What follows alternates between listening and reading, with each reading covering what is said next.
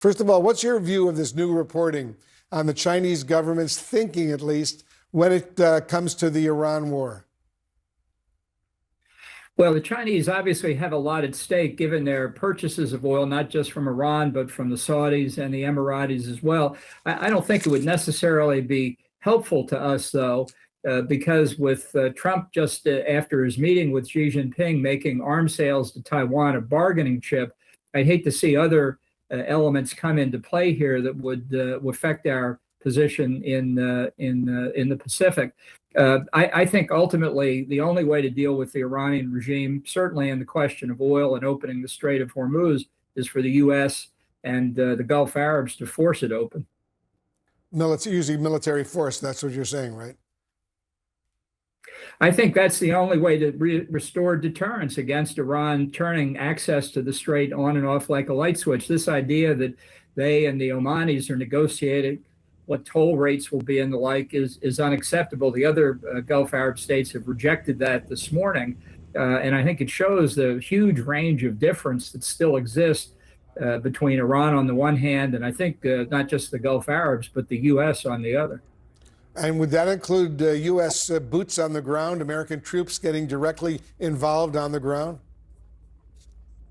Well, I think if the operation were limited to pushing back drone launching sites, going after fast boat, protected harbors and that kind of thing, a fairly limited boots on the ground, yeah, I think that might well be warranted. I think if we could relieve the tension on the international economy by providing access for Gulf Arab oil back out into international markets while keeping the blockade on Iranian oil, that could go a long way toward pressuring the regime in Tehran, but eliminating the pressure on the global economy. Ambassador, CNN is also learning that Iran has already restarted some of its drone production during the 6-week ceasefire and is reconstituting its military much faster than initially estimated. How concerning is that to you, and how would you advise President Trump to address this specific issue right now? Well, if these reports are accurate, I think it's very concerning. The 6 weeks of ceasefire, I think, have benefited only Iran. They enabled them to pick themselves up off the ground, dig out some of the arsenals and storage facilities that we had closed off, perhaps indeed begin significant new manufacturing of drones and perhaps ballistic missiles as well. It tells you what this regime is all about, even deep down into the layers of the Revolutionary Guard. They see their primary mission not as benefiting the people of Iran, but maintaining the regime. So that's why ultimately I think the ceasefire will, looking back on it, we'll see was a mistake.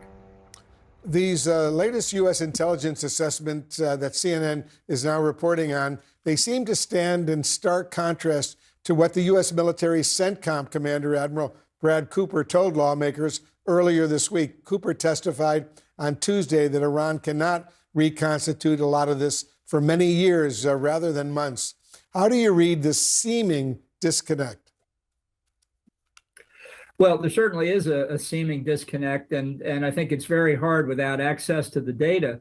But I think ultimately American interests should be dictated by reality. And if it turns out that we didn't get as much as we thought we did, we should keep that in mind, because if we allow the regime to get up, if we declare this operation over, they will go back to doing exactly what they were doing before, as they seem to have already started, not just on the drones, the ballistic missiles, the nuclear program, the terrorist network, and repressing their own people. It would be a tragedy if 5 years from now we look back at what we've just gone through and say it was all to no avail because we left the regime in place. So you oppose these ceasefires because you make the point that only Iran is benefiting from these ceasefires. They can regroup and rebuild its military during a ceasefire. Is that right? Yeah, look, I mean, I don't know what Trump's objectives are. I think it's been unclear for 3 months. I think the most justifiable objective is regime change. And I do think the regime has suffered significant damage, both in terms of materiel, weapons production, the economy, and in terms of its own leadership. And I think pulling back now really risks losing all the gains that we have made. A final question, Ambassador, before I let you go. President Trump just announced that the United States will send an additional 5,000 military troops to Poland, an apparent reversal of some recent moves by his own Pentagon. And this has already been a topic of focus for Secretary of State Marco Rubio during his current NATO meetings in Sweden. What do you think is going on here? Well, I think this is just incoherent. We had 5,000 withdrawn from Germany, then the 4,000 man deployment to Poland called back, now 5,000 going to Poland. We need to have a functioning alliance. You need to have coherence and stability. That's not what we see in evidence here. There are good arguments to redeploy NATO forces from time to time. I think deployments to Poland and other states closer to where the real threat is from Russia makes sense. But it ought to be done strategically, not out of the personal pique of some foreign leader criticizing the U.S. or something other than a legitimate military reason. We heard from the Secretary of State, Marco Rubio. He just wrapped up a very important meeting of NATO foreign ministers. Rubio's goal is to calm allies who are unsettled by the increasingly strained relationship they have with the United States. And it comes amid President Trump's abrupt shifting of U.S. troops in Europe. And it's the first high-level NATO gathering since President Trump threatened to leave the alliance just a few days ago. Well, I've said that to them. I said, if you're not going to pay, we're not going to defend. Even now, it's not enough. It's really not enough. They should be paying more. The White House has blasted allies for refusing to help the U.S. in the Iran war. And minutes ago, Rubio said NATO discussions today included the possibility of peace talks with Iran failing and the combined efforts needed. Listen. But I'm saying plan B needs to be, what if Iran says, no, we refuse to open the straits? Then someone's going to have to go in and do something about it. That doesn't mean we couldn't do it. We could. The United States could do it. But there are countries that have expressed an interest in potentially being a part of something like that if, in fact, we get to that point. We don't need their help, but they're willing to do it. And I think we should take them up on it if they are. But I don't think there's been any firm commitments or firm asks today. It would be premature. But I just raised the issue that this is something we may need to confront at some point. All right, let's go live right now to CNN senior international correspondent Melissa Bell, who's in Paris watching all of this. Melissa, what can you tell us about today's NATO meeting?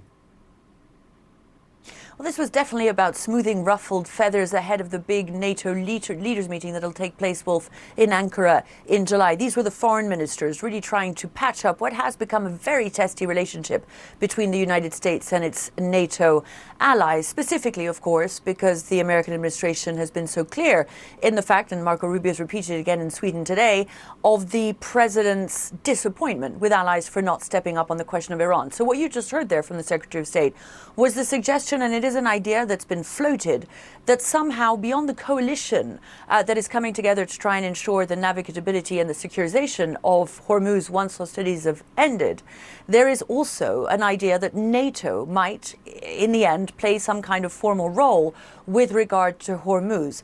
That would take its 32 members unanimously agreeing to put together this mission, and that's very unlikely, Wolf, simply because many countries in Europe specifically are opposed to any involvement on the part of NATO. As the French put it, this is the North Atlantic Treaty Organization. It has nothing to do with the Middle East. So I'm not sure how confident we can be about what he was just suggesting in the case of Plan B being needed if Iran refused to open it. I don't think that's what you're going to see from allies. Still, this was about also Europeans telling the United States that they were going to step up their spending and try and pacify Washington somewhat. Wolf.